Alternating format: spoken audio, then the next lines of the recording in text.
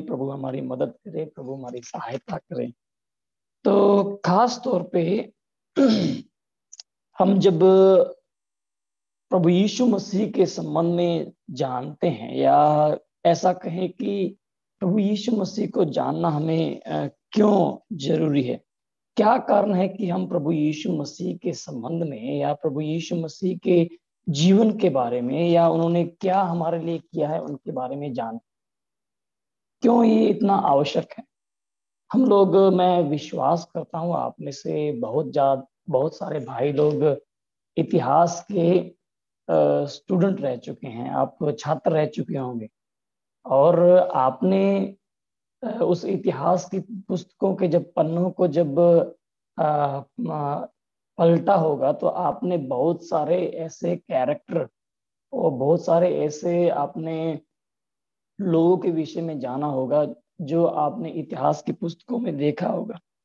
और हर एक व्यक्ति के इतिहास को जानना या उसके बारे में जानना, ये उसके जो कार्य को जानना, ये उसकी जीवन शैली या किस प्रकार के वो थे, कहाँ पर उनका जन्म हुआ, क्या उन्होंने किया और वो क्यों महत्वपूर्ण लोगों के बीच में बन जाते हैं, ये सब क्या है हमें इतिहास के द्वारा क्या लगता है, हमें पता लगता है।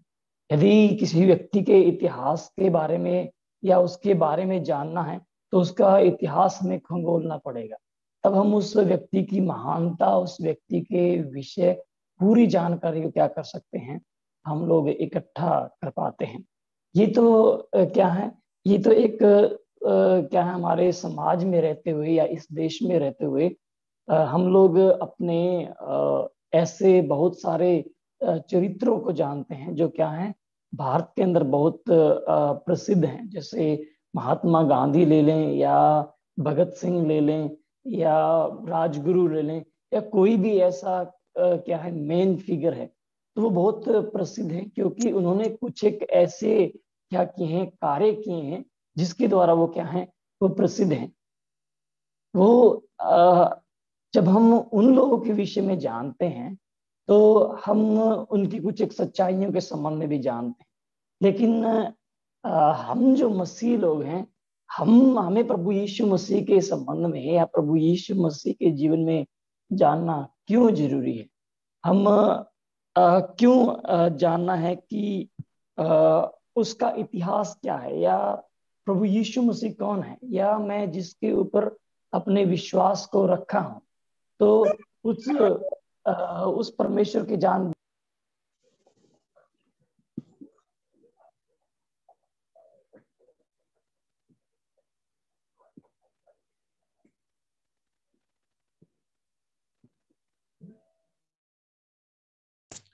सर माइक म्यूट हो गया।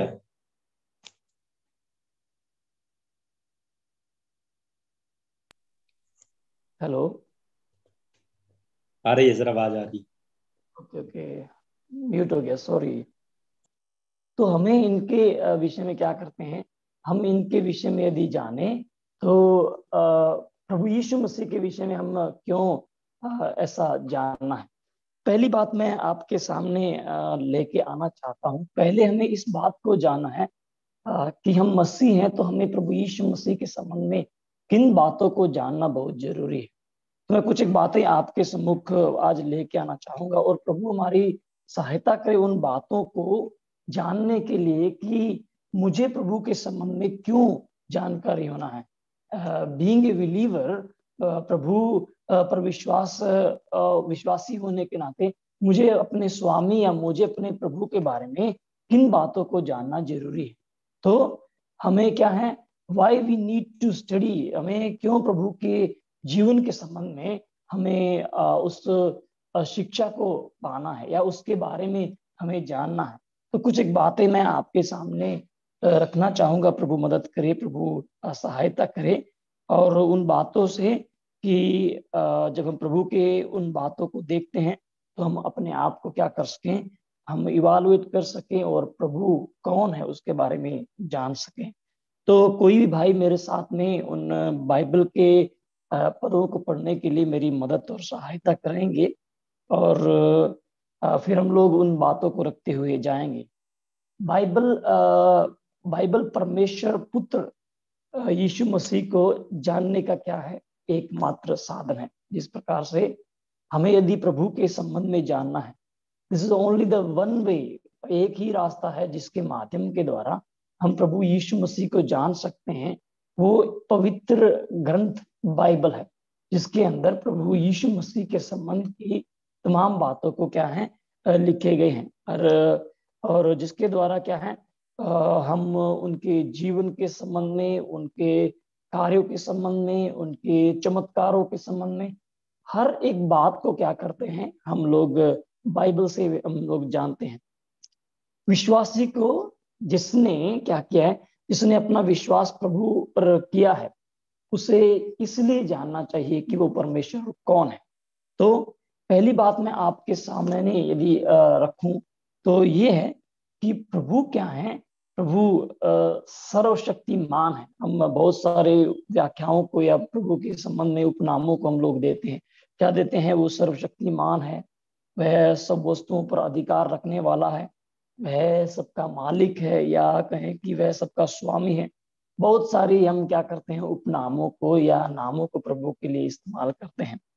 और यहाँ पर कुछ एक कारण है जो हमें बताते हैं कि हमें प्रभु यीशु मसीह के संबंध में जानना क्यों जरूरी है। तो मैं उन पॉइंट्स को लिखे हूं, तो आप कृपया उन बातों को ऊपर जरूर ध्यान दीजिएगा। अब एक सर्वप्रथम जो पहली बात मैं बताना चाहूंगा, हमें मसीह को जानना क्यों जरूरी है? क्योंकि वो क्या है, वो सृष्टिकर्ता है। सृष्टिकर्ता के रूप में हमें जानना है। वो पूरी कायनात को बनाने वाले प्रभु हैं। आप एक आयत को पढ़ेंगे, कोई भाई मेरे साथ में, कि वो हमारे सृष्टि करने वाले हैं और वो सृष्टि करता है।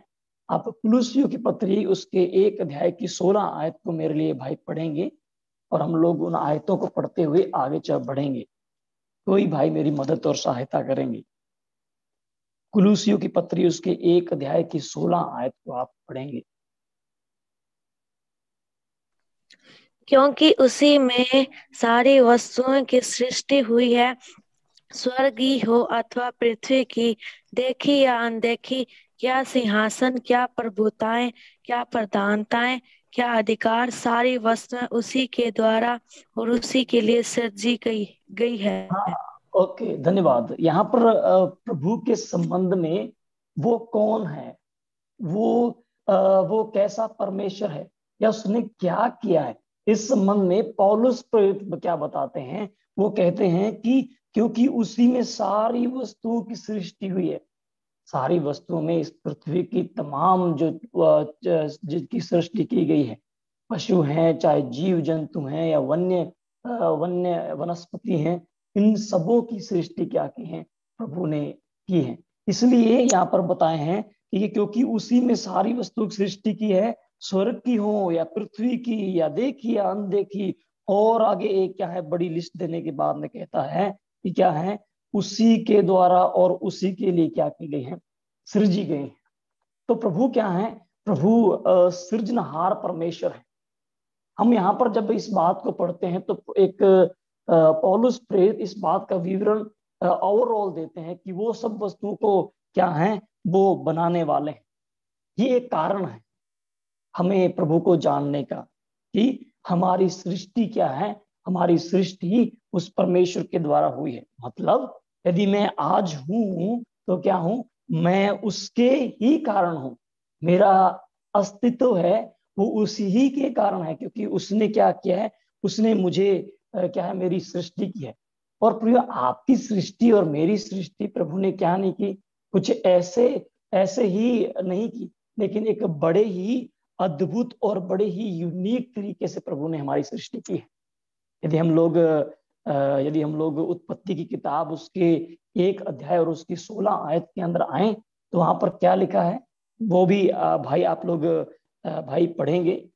उत्पत्ति की किताब उसके 1 अध्याय और उसकी 16 आयत में, वहां पर वो हमारे संबंध में खास तौर पर सृष्टि के संबंध में पहले बातें हैं, लेकिन हमारे संबंध में स्पेशली फॉर द मन जो है यहाँ पर बताए गए हैं। एक अध्याय और उसकी 16 आयत को पढ़ेंगे तो वहां पर इस प्रकार से लिखा हुआ है, भाई पढ़े। तब परमेश्वर ने 2 बड़ी ज्योतियां बनाई, उनमें से एक अध्याय उसकी 26 आयत। 16 बोला था। फिर परमेश्वर ने कहा, हम मनुष्य को अपने स्वरूप के अनुसार अपनी समानता में बनाएं, और वह समुद्र की मछलियां और आकाश के पक्षियों और घरेलू पशुओं और सारी पृथ्वी पर और सब रेंगने वाले जंतुओं पर जो पृथ्वी पर रेंगते हैं अधिकार रखें। हाँ, प्रभु की क्या है, प्रभु ने इंसान को कोई ऐसे साधारण नहीं बनाया है। वो एक बहुत स्पेशल एक व्यक्ति है, या एक ऐसा क्या है, एक ऐसा प्राणी है जिसका कंसिडरेशन या विचार प्रभु के मन में है। इसलिए प्रभु ने क्या कहा, प्रभु ने जब सारी सृष्टि को बनाने के बाद में अब मनुष्य की जब बारी आती है तो प्रभु कहते हैं, आओ मनुष्य को हम अपने स्वरूप के अनुसार अपनी समानता में बनाएं। प्रभु ने हमें क्या किया है, प्रभु ने हमें अपना अपना रूप दिया है, हमें अपना क्या दिया है, हमें अपनी समानता प्रभु ने हमें दी है। हम स्पेशल है, हमारे क्रिएशन क्या है, हमारी सृष्टि बहुत स्पेशल है। वो हमारा सृष्टि करता है और मनुष्य को क्या किया है, अपने रूप को उसने दिया है। यहाँ पर मैं इस बात को जरूर कहना चाहूंगा, प्रभु ने जब मनुष्य को बनाया और जब प्रभु ने देखा तो प्रभु बहुत आनंदित हुए और इस बात को कहा, सब कुछ बहुत ही सुंदर है। और जो रूप प्रभु ने दिया क्या है, हम आगे जाके पढ़ते हैं कि क्या है वो रूप, क्या है वो रूप पाप के कारण क्या हो गया, बिगड़ गया। हम उन बातों के ऊपर क्या है, हम उन बातों के ऊपर जरूर आगे इस सत्र के अंदर हम बातें करेंगे। और क्या है इस बात के लिए कि हर एक प्राणी क्या है, मनुष्य प्राणी खास तौर पर हर एक मनुष्य है, चाहे वो विश्वासी हो चाहे वो अविश्वासी हो, वो क्या है, वो उसका परमेश्वर सृष्टि करता है। आज हम जानते हैं या हम प्रभु के विषय के ऊपर अध्ययन करते हैं तो हम इस बात का अवलोकन करते हैं कि मेरी सृष्टि परमेश्वर ने की है और किस प्रकार से की है, हम इन बातों को जानते हैं। चाहे हम विश्वासी हो अविश्वासी हो, वो हमारा सृष्टि करता है। इसलिए क्या है, हमें उसके संबंध में जानना है। हम जब यूहन्ना रचित सुसमाचार उसके 1 अध्याय के 3 आयत में पढ़ते हैं, वो कहता है, क्या कहता है कि सब कुछ उसी के द्वारा उत्पन्न हुआ, सब कुछ हम भी बनाए गए वो उसी के द्वारा उत्पन्न हुआ, और कोई वस्तु उसके क्या है, उसके बिना उत्पन्न नहीं हुई। इस बात को जो यूहन्ना है वो इस बात को 1 अध्याय और उसकी 3 आयत के अंदर कहते हैं। यदि हम कुलुसियों की पत्री जिस प्रकार से 6 आयत में पढ़ा कि क्या है, इसलिए कि वह हमें क्या है, बनाने वाले हैं। हम इस बात को देखें, उसने हमारी सृष्टि की है, वो हमारा बनाने वाला है, वो हमारा सृष्टि करने वाला है। इसलिए हमें उसके विषय में जानना जरूरी है। कौन है वो परमेश्वर जिसने क्या है, मेरी सृष्टि की है। हमें उसके बारे में, उसके विषय में जानना जरूरी। पहली बात, सृष्टिकर्ता के रूप में हमें उसे जानना बहुत जरूरी है। दूसरी बात मैं आपके सामने लेके आऊंगा जो कि उस सृष्टिकर्ता के संबंध में हमें बताते हैं कि वो क्या है, वो जिसने मेरी सृष्टि की है, मानव या पूरी कायनात को जिसने बनाया है, वो परमेश्वर क्या है, वह जगत से क्या करता है, प्रेम रखता है। वो प्रेमी परमेश्वर है। दूसरी बात, हमें उसके विषय में जानना है। मैं इन बातों को, जो मुख्य बातें हैं उनके संबंध में ही 4 बातों को आपके संबंध में मैं रख के आज के विषय को हम जानेंगे। और दूसरी बात, वह जगत से प्रेम करता है, अर्थात वो क्या है, वह प्रेमी परमेश्वर है। वो प्रेम करने वाला परमेश्वर, वह सृष्टि करता है और इस सृष्टि की सब वस्तुओं को मनुष्य के हाथों में क्या कर दिया है, परमेश्वर ने दे दिया है। अर्थात उसका पूरा अधिकार परमेश्वर ने दे दिया है। एक प्रेम को यहाँ पर देखते हैं। मनुष्य को बनाया, मनुष्य के बनाने के बाद में उसे पूरी सृष्टि के ऊपर क्या कर दिया है, अधिकार दे दिया है। यदि हम लोग जिस प्रकार से उत्पत्ति की किताब के 26वीं आयत में हमने मनुष्य के बनवाने के संबंध में और उसके 27वीं आयत में उस अधिकार के संबंध में हम देखते हैं कि प्रभु ने क्या किया है, उस अधिकार को मनुष्य को दे दिया है। क्या किया है? मनुष्य सब प्राणियों में क्या किया है? मनुष्य सब प्राणियों में श्रेष्ठ है। प्रभु ने उसे अपने हाथों से बनाया है, अपना स्वरूप परमेश्वर ने उसे दिया है और अपने जीवन की क्या की है? श्वास, अपने जीवन की श्वास उसके नथुनों में क्या कर दी है? फूंक दी है। प्रेम मनुष्य को किया है, हाथों से बनाया है, अपना स्वरूप दिया है। पहले की सृष्टि देखें, अर्थात जब प्रभु ने मनुष्य बनाने से पहले जब इस सृष्टि को बनाया तो प्रभु ने अपने शब्दों से बनाया, अपने वचनों से बनाया। लेकिन जब मनुष्य की पारी आती है तो क्या करते हैं? मनुष्य को प्रभु अपनी समानता में अपने हाथों के साथ क्या करते हैं? उसको बनाते हैं और अपनी श्वास उस मनुष्य के अंदर फूंक देते हैं। और फिर क्या है? हम देखते हैं प्रभु क्या करते हैं? उसे सब कुछ अब वो क्या करते हैं? उसके हाथों में सौंप देते हैं, उसे एक अधिकार वहां पर दिया जाता है। बाइबल प्रियो एक ऐसी पुस्तक है जहां पर परमेश्वर और मनुष्य के प्रेम के विषय में क्या है? विवरण दिया गया है। परमेश्वर के प्रेम को बाइबल के अंदर और मनुष्य के स्वभाव को बाइबल के अंदर बताए गए हैं। लेकिन अपोजिट होने के बावजूद भी परमेश्वर ने क्या किया है? परमेश्वर ने मनुष्य को क्या किया है? प्रेम किया है। और ये कब प्रेम किया है? प्रभु कायनात से प्रेम करते आ रहे हैं। और अभी क्या है? अभी मनुष्य जब किस अवस्था के अंदर है तब परमेश्वर ने प्रेम किया? उस समय प्रेम किया जब वह मनुष्य क्या था? अधर्मी मनुष्य था। रोमियो की पत्री हम जब आते हैं, रोमियो की पत्री की उस अध्याय 5 के अंदर आते हैं तो 8 आयत के अंदर हमें इस प्रकार से हमें देखने को मिलता है। भाई 8 आयत पढ़े रोमियो की पत्री, और ये बहुत ही जानी पहचानी एक आयत है जो मनुष्य की उस अवस्था को क्या करते हैं? स्मरण करवाते हैं। लेकिन उस अवस्था के अंदर भी प्रभु ने क्या किया है? प्रभु ने प्रेम मनुष्य जाति से किया है। रोमियो की पत्री 5 अध्याय और उसकी 8 आयत, यहाँ पर हम इस विवरण को पढ़ते हैं। परंतु परमेश्वर हम पर अपने प्रेम की भलाई इस रीति से प्रकट करता है कि जब हम पापी ही थे तब मसीह हमारे लिए मरा। यहाँ पर देखिए, यहाँ पर प्रभु अपने प्रेम को क्या कर रहा है? यहाँ पर बताते हैं, और परंतु परमेश्वर हम पर अपने प्रेम की भलाई इस रीति से प्रकट करता है, जब हम क्या थे? हम पापी थे, हम अपराधी थे, हम गुनाहगार थे। एक अधर्मी मनुष्य का एक धर्मी परमेश्वर के साथ में किसी प्रकार का कोई संबंध नहीं है, किसी प्रकार से वो एक साथ में नहीं जा सकते हैं। लेकिन परमेश्वर क्या है? परमेश्वर ने मनुष्य को बड़े ही क्या किए हैं? मनुष्य को बनाए हैं। तो इसलिए प्रभु उससे प्रेम रखते हैं, प्रभु उसको नाश होना नहीं देना चाहते हैं। इसलिए क्या है? हमारी अवस्था को वहां पर बताए गए हैं कि हम कैसे थे। हम यदि 6 आयत के अंदर देखें तो वहां पर बताते हैं कि हम निर्बल थे, हमारे अंदर बल नहीं था। कौन सा बल? जो क्या है? हम अपने किसी काम के द्वारा या अपनी सामर्थ्य के द्वारा उस परमेश्वर की धार्मिकता या परमेश्वर के सम्मुख पहुंच जाते। दूसरा, हम भक्तिहीन थे। क्या है? भक्ति का चोला तो भेष तो धारण किया है, लेकिन वो भक्ति अपने जीवन के अंदर नहीं है। अभक्त लोग हैं, अधर्मी लोग हैं।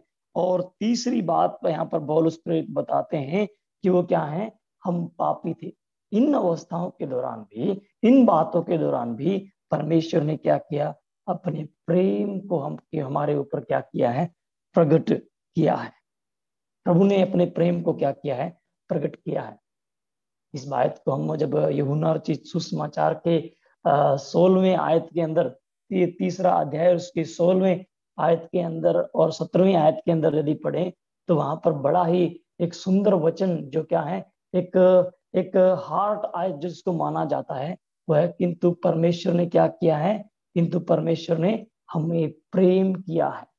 इस अवस्था के अंदर एक जाना पहचाना एक आयत है। क्या है?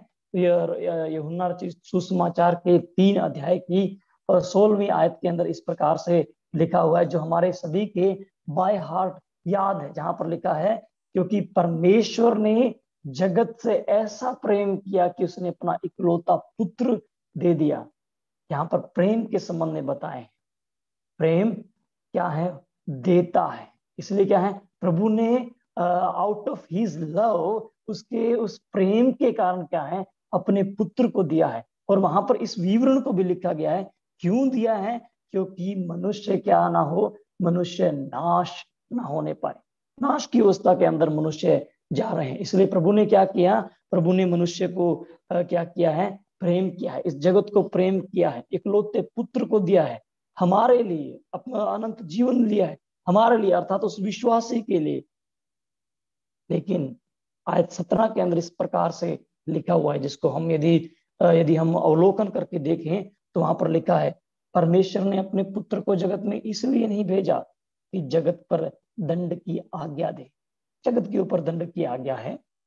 जगत ने पाप किया है, और पापी होने के कारण क्या है? वो परमेश्वर के सम्मुख नहीं जा सकते हैं।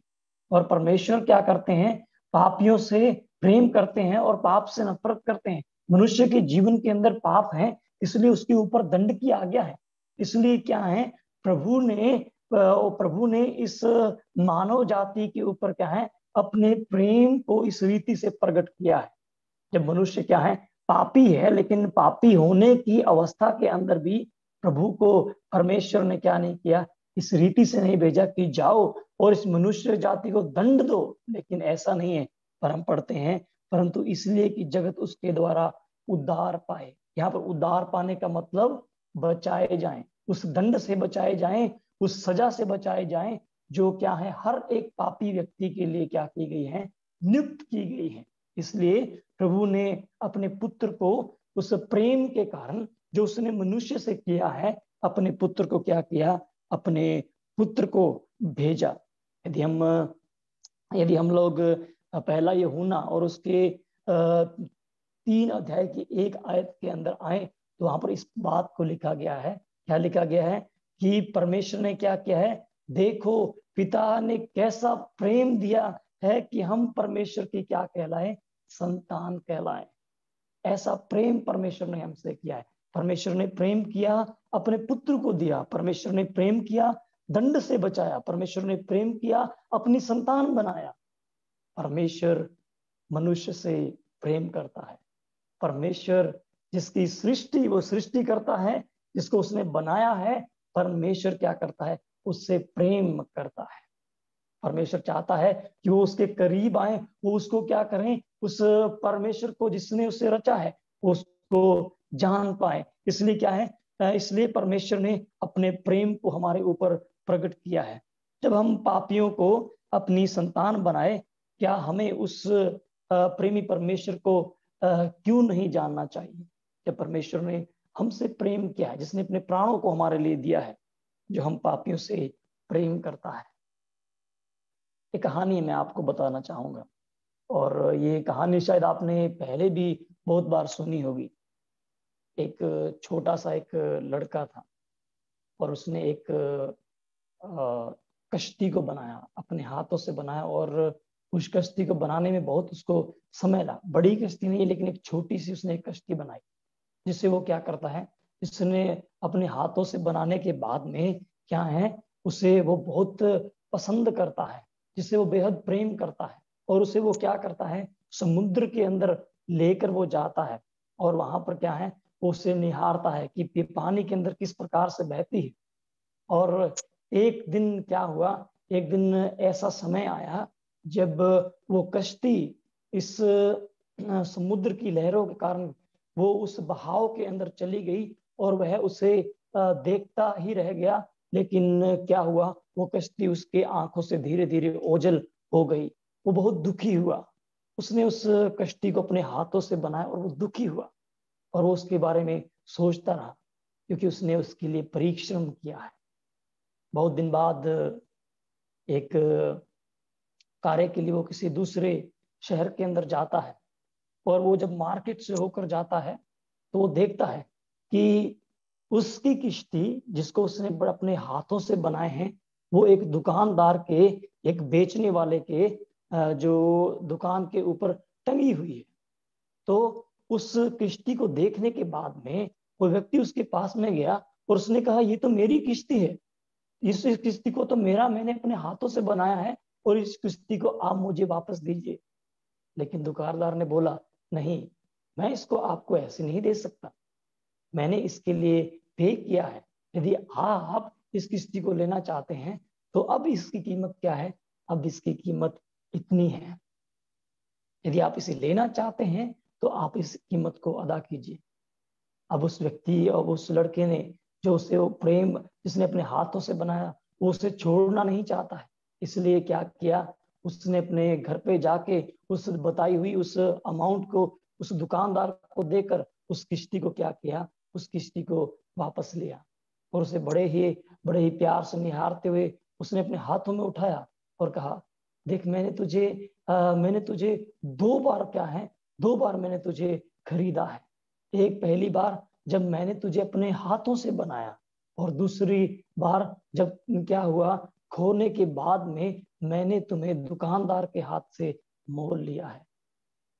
उस प्रेम को क्या किया है उसने वहां पर बताए हैं। प्रियो, प्रभु भी क्या है, प्रभु ने भी हमें अपने उस प्रेम के कारण हमें मोल ले लिया है। प्रभु ने क्या किया है, अपने उस प्रेम को हमारे ऊपर दिखाए हैं। हम भी पाप की अवस्था में या उस अवस्था में जब प्रभु से दूर चले गए, ओझल हो गए, प्रभु ने प्रियो हमें प्रेम किया। उस परमेश्वर के संबंध में हमें जानना बहुत जरूरी है।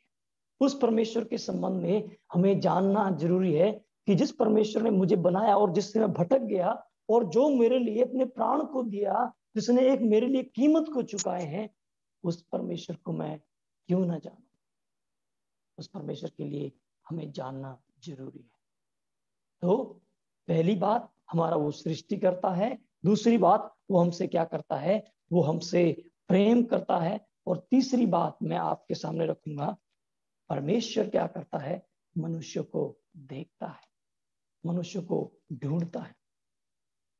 परमेश्वर ने इंसान को पूरे बनाए हैं और इंसान की सृष्टि करता होने के नाते परमेश्वर अपनी नजरों को भी उसके ऊपर दिखाते हैं। और प्रभु ने क्या किया, बनाने के बाद में प्रभु क्या किया, प्रभु ने इंसान को जब बनाया, प्रभु ने इंसान के साथ में अपनी संगति को रखा है।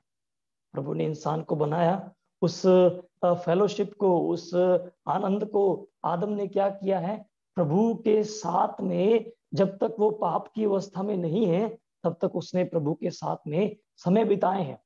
लेकिन एक अवस्था ऐसी आती है जब क्या है, जब पाप आ जाता है, और क्या होता है, पाप आने के बाद में वो संगति टूट जाती है। उस आयत को जब आप देखेंगे तो बड़ा ही इंटरेस्टिंग वहां पर हमें क्या है, हमें देखने को मिलता है। क्या मिलता है, जब पाप मनुष्य के जीवन के अंदर आया तो इंसान डर गया। पढ़िए भाई, कोई भाई यदि आप उस आयत को पढ़ेंगे तो आप निकालिए उत्पत्ति की किताब, उसके 3 अध्याय के अंदर यदि आप आएंगे तो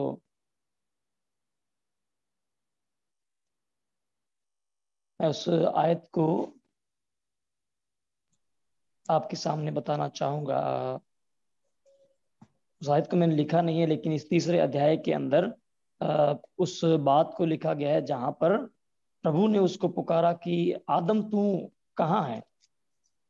उस बात को आयत हम देखते हैं। नो आयत भाई पढ़िए। तब यहोवा परमेश्वर ने पुकार कर आदम से पूछा, तू कहाँ है? हाँ, उसने कहा, ओके, बस इतना ही काफी है। देखिए यहाँ पर इस बात को आप जरा नोट करना, प्रभु ने क्या कहा, तब यहोवा ने पुकार कर आदम से पूछा, तू कहाँ है।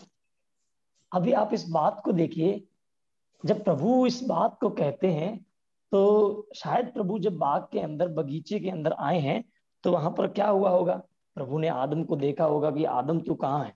और आदम को प्रभु क्या है, प्रभु देख रहे हैं, लेकिन प्रभु आदम को दिखाई क्या है, आदम प्रभु को दिखाई नहीं देता है। तो प्रभु क्या करते हैं, प्रभु उससे कहते हैं, एक सवाल करते हैं, आदम तू कहाँ है, तू मुझे दिखाई नहीं दे रहा है। हम ये सवाल कब करते हैं, मैं कई बार जब बाहर होता हूँ तो मेरी पत्नी मुझे फोन करके कहती है आप कहाँ हैं, क्योंकि वो नहीं जानती है कि मैं कहाँ पर हूँ।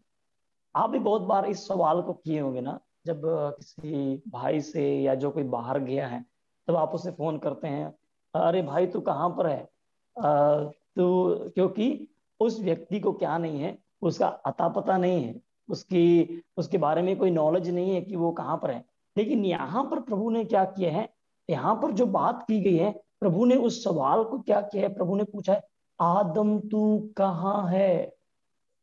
ये यहाँ पर नहीं कि प्रभु उस बात को नहीं जानते, लेकिन इस बात को बताने के लिए इस टोन को समझना, आदम तू कहाँ है, अर्थात इस बात को बताना कि आदम तेरी उस स्थिति में तू कहाँ पर है, तू कहाँ है, तेरी परिस्थिति क्या हो चुकी है। इस बात को शायद क्या है, प्रभु उस बात से उसको संबोधित कर रहे हैं। प्रभु सब जानते हैं, सर्वशक्तिमान है, जानते हैं कि आदम बाग के अंदर ही है, लेकिन यहाँ पर जब उस बात को कहते हैं तो उस सवाल को पूछते हैं, आदम तू कहाँ है, मनुष्य क्या है, मनुष्य खो गया है।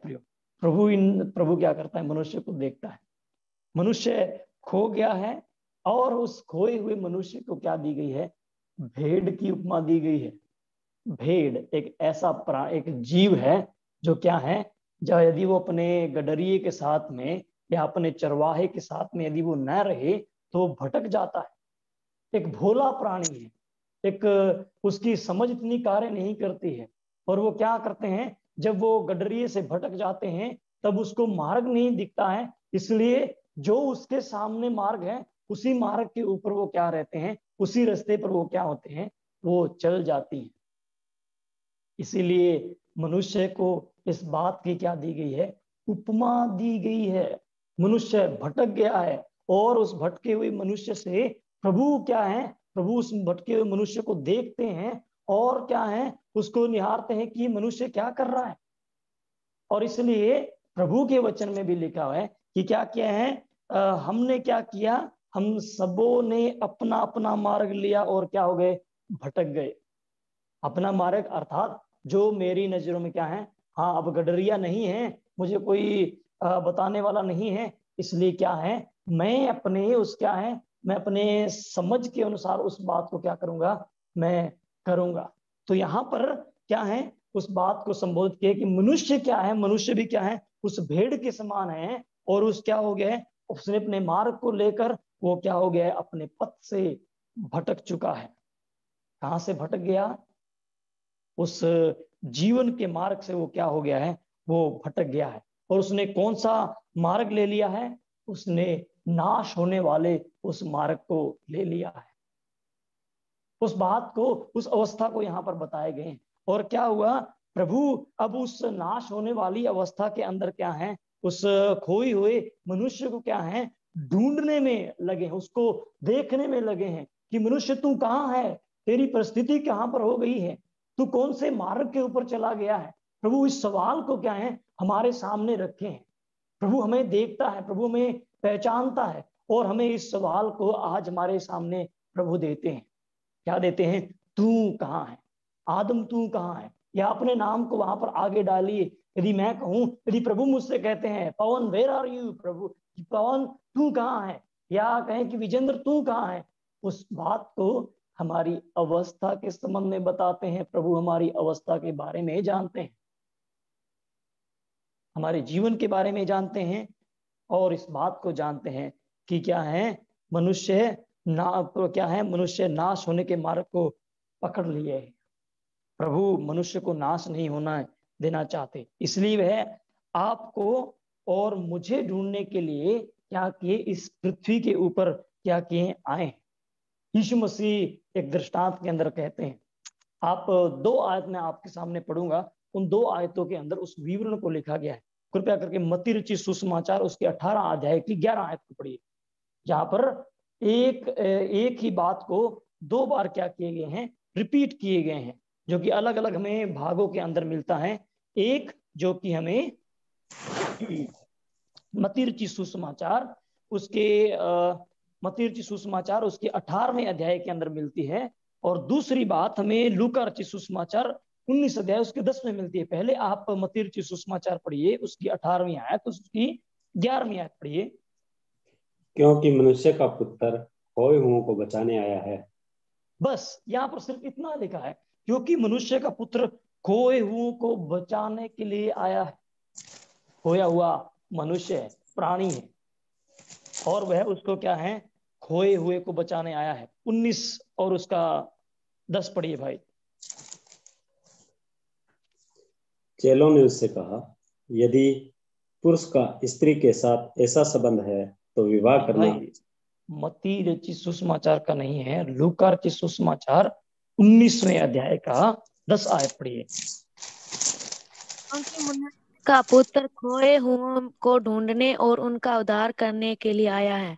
हाँ देखिए, एक और कदम वहां पर आगे बताए हैं। जब लूका इस बात को लिखते हैं कि प्रभु क्या बताते हैं, पहले कहते हैं यीशु मसीह कहते हैं, क्या कहते हैं कि वो किस लिए आए हैं, वो मनुष्य का पुत्र क्या है, खोए हुओं को बचाने के लिए आया है। जब लूका लिखते हैं, लूका कहते हैं क्योंकि मनुष्य का पुत्र खोए हुओं को ढूंढने और उनका उद्धार करने के लिए आए हैं। बचाने के लिए क्या है, प्रभु ने उनको ढूंढा है और उनको बचाने के लिए आए हैं, उसके उद्धार करने के लिए। क्योंकि मनुष्य ने क्या कर लिया है, मनुष्य ने एक नाश होने वाले क्या कर लिए, मार्ग को पकड़ा है, और उस मार्ग से क्या है, उस मार्ग से उसको प्रभु क्या करना चाहते हैं, बचाना चाहते हैं। प्रभु मनुष्य को देखते हैं, इसलिए प्रभु क्या है, आए हैं। आप उस आयत को जरूर पढ़ना। जब उत्पत्ति की किताब के अंदर प्रभु ने क्या किया, प्रभु ने स्वर्ग से नीचे देखा, और क्या देखा, उत्पत्ति किताब, प्रभु दृष्टि करते हैं, प्रभु निहारते हैं, लोगों को प्रभु देखते हैं। 6 अध्याय उत्पत्ति किताब, 6 अध्याय, और उसकी आप आयत को पढ़ेंगे भाई।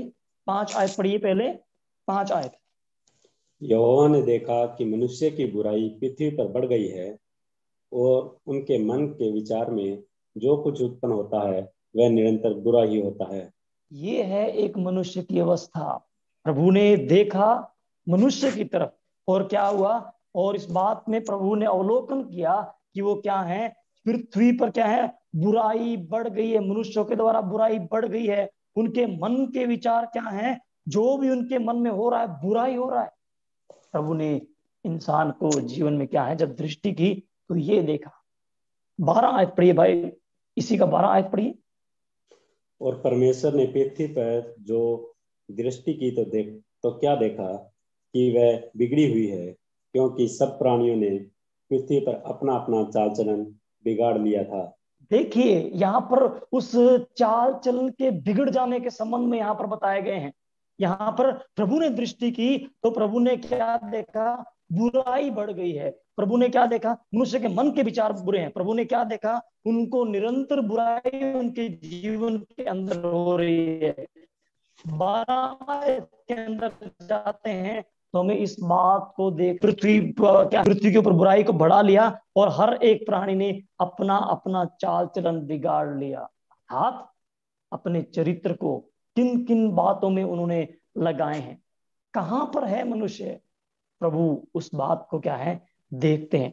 तो इस बात को जानने के लिए कि क्या है, वो कौन है, प्रभु मनुष्य को देखता है, और क्या है, वो उसे ढूंढता है। उन बातों से वो ढूंढता है। प्रभु ने जिस प्रकार से सवाल किए, क्या आज मैं अपने आप से इस बात को ना कहूं कि प्रभु, हर एक मनुष्य ने अपने आप से इस बात का सवाल ना करे कि मैं कहां पर हूं, वेयर आई एम स्टैंडिंग, मैं किस जगह पर रुका हुआ हूं, मेरे जीवन के अंदर मैंने किन बातों को क्या किए, मार्ग लिए हैं, मैं किन बातों के ऊपर चल रहा हूं, या कैसा मेरा जीवन है।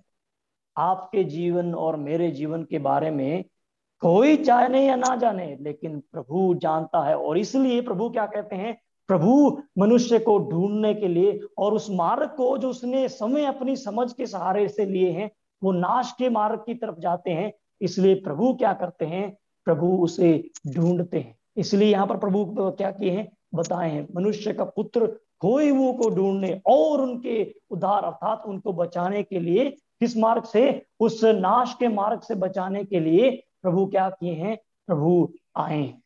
यीशु मसीह ने क्या किए, अपने अपने उस स्वर्ग के सिंहासन को छोड़ के यहाँ पर आए हैं। क्या मैं उस परमेश्वर के बारे में ना जानूं जो मुझे देखता है? क्या मैं उस परमेश्वर के बारे में ना जानूं जो मेरे विचारों को जानता है?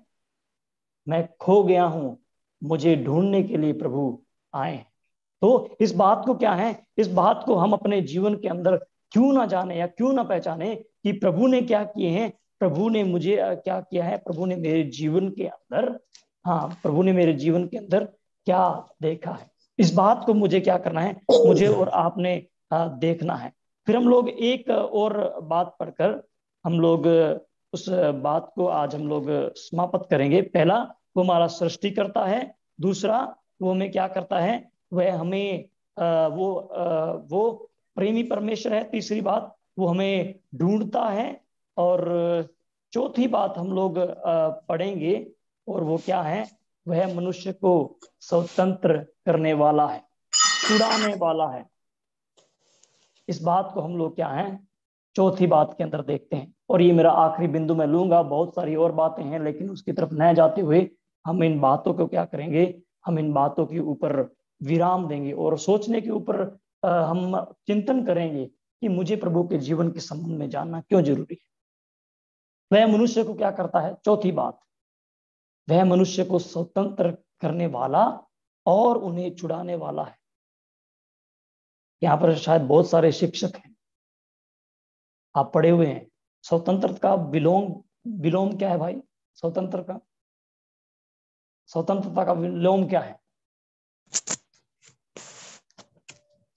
यदि कहें कि स्वतंत्रता का विलोम क्या है, विलोम शब्द इस भाई को मालूम है? विलोम शब्द क्या है? गुलामी। हाँ, दैट्स राइट। स्वतंत्रता का मतलब है गुलामी या बंधुआई या स्लेवरी। इस बात को क्या है, इस शब्द से हम समझ जाते हैं, वह मनुष्य को स्वतंत्र करता है, अर्थात मनुष्य बंधुआई के अंदर है। मनुष्य क्या है, गुलामी के अंदर है। और ये गुलामी कौन सी है? ये आम गुलामी नहीं है जो किसी क्या है, किसी व्यक्ति के कत्ल करने के द्वारा या किसी लूटपाट करने के द्वारा एक व्यक्ति जेल के अंदर चला गया, तो उस गुलामी के संबंध में इस बात को नहीं बताए हैं। आप जेल में जाओगे तो आप क्या करोगे, आप बहुत सारे कैदियों को वहां पर देखोगे, और कैदियों को वहां पर देखने के बाद में आप जानोगे, हाँ, इस व्यक्ति ने कोई ना कोई क्या किया है, कोई ना कोई गुनाह किया है, इसलिए क्या है, ये जेल के अंदर है, ये गुलामी के अंदर है, और इसलिए इस अवस्था के अंदर पड़ा हुआ है। लेकिन अभी क्या है, प्रभु हमें उस आजादी से तो क्या है, शायद मुक्त नहीं करते हैं। और प्रभु यहाँ पर जिस बात के विषय में बताते हैं, वो आत्मिक गुलामी के संबंध में बताए गए हैं। वो क्या है, वो क्या बताते हैं, वह उस गुनाह से, वो उस अपराध से क्या है, मनुष्य को क्या करते हैं, छुड़ाते हैं, बचाते हैं। यदि सेकुलरली हम लोग देखें तो मनुष्य क्या है, अपराध के कारण, कोई न कोई ऐसा कृत्य करने के कारण सलाखों के पीछे बंद है, और वो गुलामी के अंदर है, या क्या है, बंधुआई के अंदर है। मनुष्य भी इसी प्रकार की बंधुआई में क्या है, बंधे हुए हैं। और वो क्या है, हम यदि देखें तो इस प्रकार से लिखा है, वो किसकी गुलामी में है, वो क्या है, वो अपराध करने के कारण वो पाप की गुलामी के अंदर मनुष्य फंसा हुआ है। उस पाप की गुलामी से प्रभु हमें आजाद करने के लिए क्या है, आए। क्या प्रभु में उस पाप की गुलामी से स्वतंत्र करने या उससे छुड़ाने के लिए हमें आए। एक आयत आप पढ़ेंगे तो उस आयत में हम लोग इस बात को देखेंगे। इफिसियों की पत्री भाई पढ़ें, इफिसियों की पत्री उसके एक अध्याय की 7 आयत, जो कि बहुत ही जानी पहचानी एक आयत है। इफिसियों 1 उसकी 7।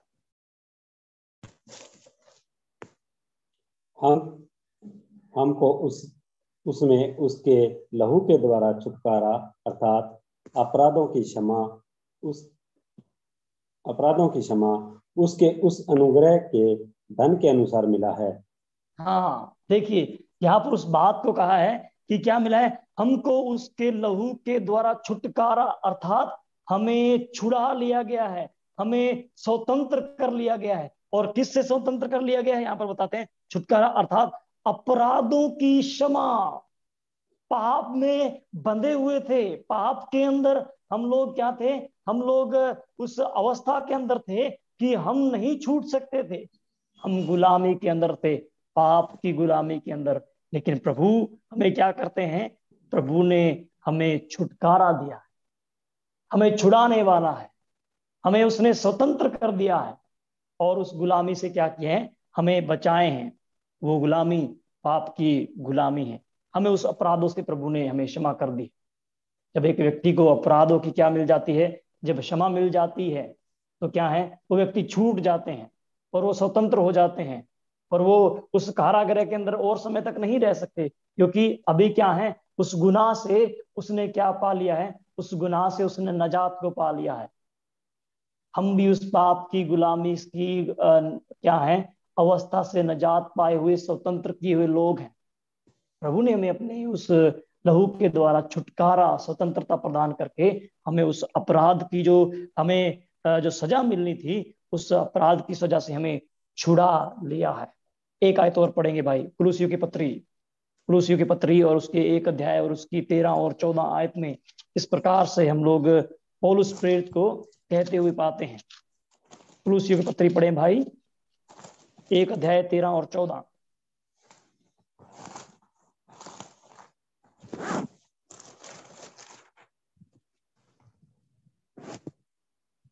उसी ने हमें अंधकार के वश में छुड़ाकर अपने प्रिय पुत्र के राज्य में प्रवेश करवाया, जिसमें हमें छुटकारा अर्थात पापों की क्षमा प्राप्त होती है।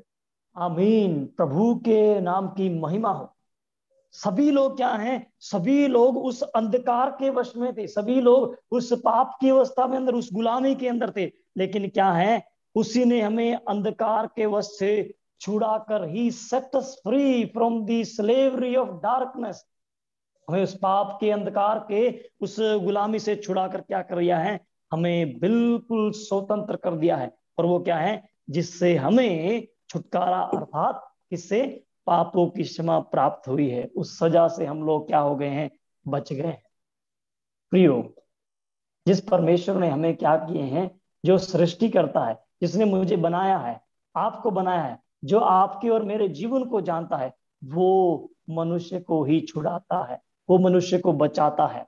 इसलिए हम यदि अपने आप पर कहें कि हम अपने किसी कार्य से या हम किसी अपने विचारों से आज स्वतंत्र हैं, तो इस बात को कभी नहीं कहना है, क्योंकि पत्रस इस बात को कहता है, तुम्हारा छुटकारा सोने चांदी या नाशवान होने वाली वस्तुओं से नहीं, बल्कि क्या है, बल्कि प्रभु यीशु मसीह के पवित्र और बहुमूल्य के द्वारा हुआ है।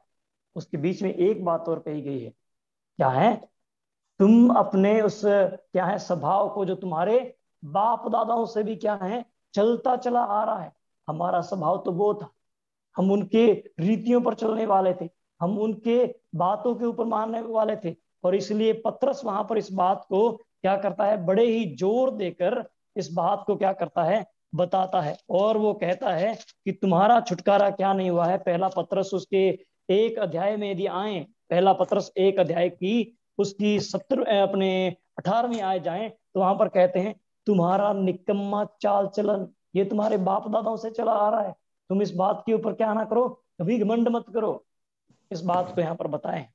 प्रियो, आज हम जब प्रभु के सम्मुख आते हैं या प्रभु के जब इन बातों को हम अपने जीवन के अंदर देखते हैं, मैं इतने बड़े इस इंट्रोडक्शन को आपके सामने क्यों रखा है, क्योंकि ये जो सब्जेक्ट या ये जो हम बातें अब जानने जा रहे हैं, ये हमारे लिए जरूरी है, क्योंकि जिस परमेश्वर को हम विश्वास करते हैं, उस परमेश्वर ने मेरे लिए क्या किया है, हमें इसलिए जरूरी है, हमें इसलिए जानना जरूरी है। जिसके ऊपर मैं विश्वास करता हूं, उसका इतिहास या वो परमेश्वर कौन है, वो क्या कर सकता है, उस बात को एक मसीह को जानना बहुत जरूरी है। बाइबल के अंदर बहुत से ऐसे कैरेक्टर हैं जिन्होंने क्या किए हैं, प्रभु को जानने के लिए क्या है, बताए हैं। और वहां पर हम देखते हैं, यदि मूसा क्या है, मूसा एक ऐसा, मैं सिर्फ 2 मिनट लेके इस बात को समाप्त करूंगा। मूसा एक ऐसा कैरेक्टर है जिसने प्रभु से फेस टू फेस क्या किए हैं, बातें की हैं।